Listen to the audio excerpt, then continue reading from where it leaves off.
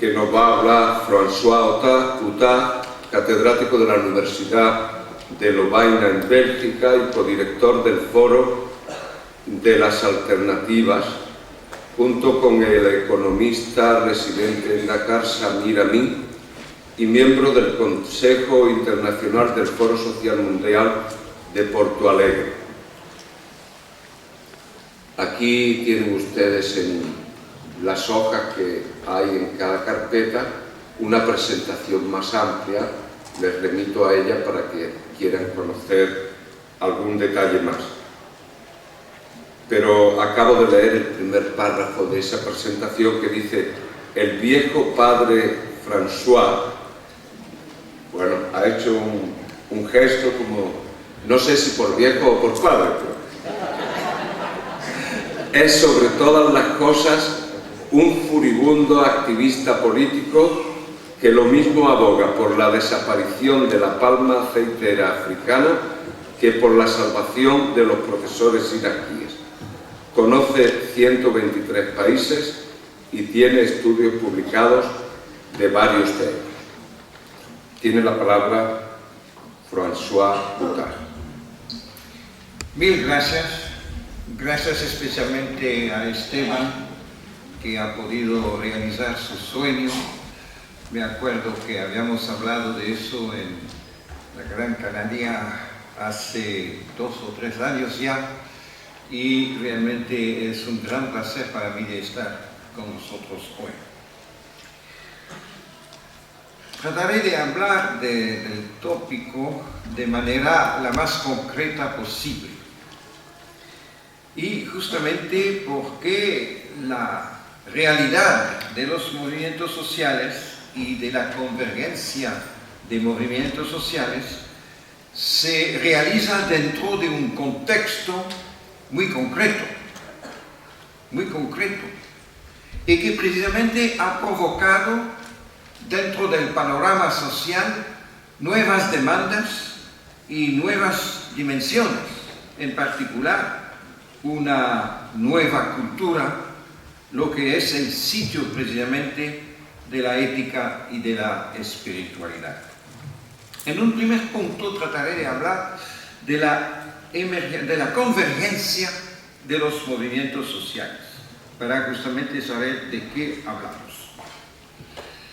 Resistencias sociales en la historia siempre hubo, desde largos tiempos. Pero lo nuevo en los últimos años es la convergencia de movimientos diferentes que no tenían nada de ver el uno con el otro antes. Movimientos campesinos, pueblos indígenas, movimientos obreros, movimientos de mujeres, movimientos ecologistas, etc.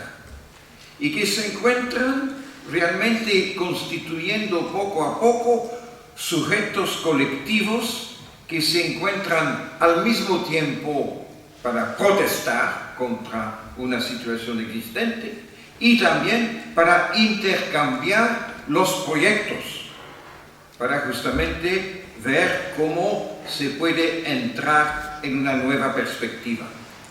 Y en los últimos 7 años hubo más de 350 eventos de foros en el conjunto del mundo, no solamente los foros mundiales, sino continentales, nacionales, temáticos, etc. De tal manera que los foros no son eventos, sino un proceso. ¿Por qué? Precisamente porque estamos viviendo otra situación en el mundo. La situación de la globalización, que no es solamente mejores comunicación o también contactos culturales, sino la globalización del capital. Y esta globalización del capital tiene como consecuencia precisamente la inclusión de todos los grupos sociales en la sumisión a la ley del capital, a la ley del valor. Hemos conocido durante los siglos XIX y XX una sumisión que Marx llamó la sumisión o subsunción real de la clase obrera, que está sometida al capital dentro del proceso mismo de la producción. Y es por eso que la clase obrera ha sido el sujeto histórico de este momento, no por una vocación mesiánica, sino por ser la contradicción fundamental entre el capital y el ser humano. Pero hoy, lo que ha pasado, especialmente con la globalización, es el hecho que no hay ningún grupo social en el mundo que no está sometido a la ley del capital. No por el salario, no una sumisión directa, sino, como decía Marx, una sumisión formal por otros medios, por medios de normas jurídicas, por medios de política financiera, por medios de normas, por ejemplo, del Banco Mundial, del Fondo Monetario Internacional, o por la fijación de los precios de las materias primas, o por los paraísos fiscales, la deuda externa. Hay un montón de mecanismos por los cuales finalmente no hay en el mundo ahora ningún grupo que no sea sometido a la ley del valor, es decir, a la ley del capital, a la ley del progreso del capital. Y eso es la globalización. Y por eso, evidentemente, si todos los grupos son afectados, normalmente van a encontrarse en una lucha común. Se encontraron en Seattle para protestar contra la OMC en 99 y hubo grupos muy diferentes, pero todos estaban conscientes que tenían el mismo adversario.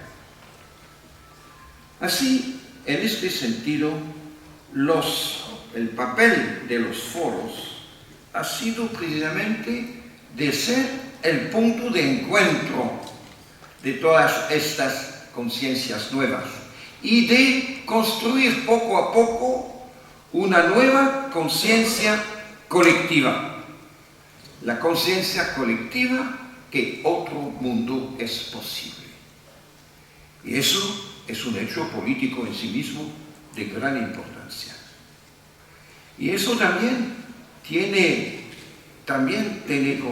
como fuente dos aspectos absolutamente necesarios, a veces no bien entendidos, pero la fuente de la necesidad de un análisis de la situación mundial, de las relaciones sociales, por una parte, y por otra parte de una ética.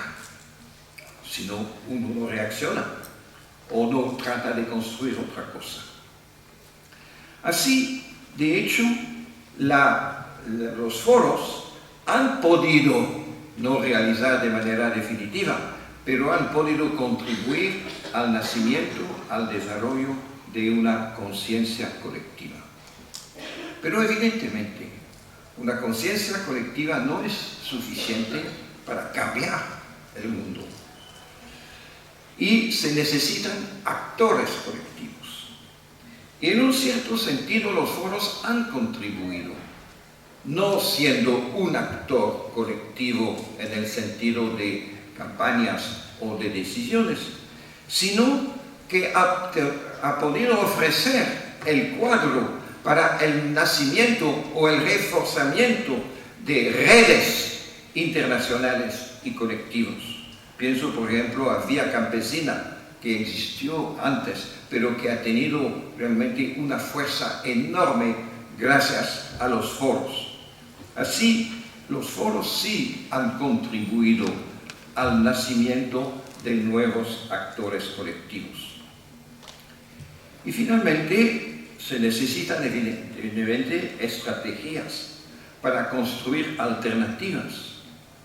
Las alternativas en el sentido de la utopía, lo que es necesario, qué mundo queremos, qué educación queremos, qué empresa queremos, qué agricultura queremos. Definir la utopía no en el sentido de lo imposible, sino de lo que no existe hoy, pero que puede existir mañana. También definir las utopias, definir el medio y el corto plazo, porque los pequeños pasos son absolutamente necesarios, porque la gente muere o sufre, no mañana, sino hoy.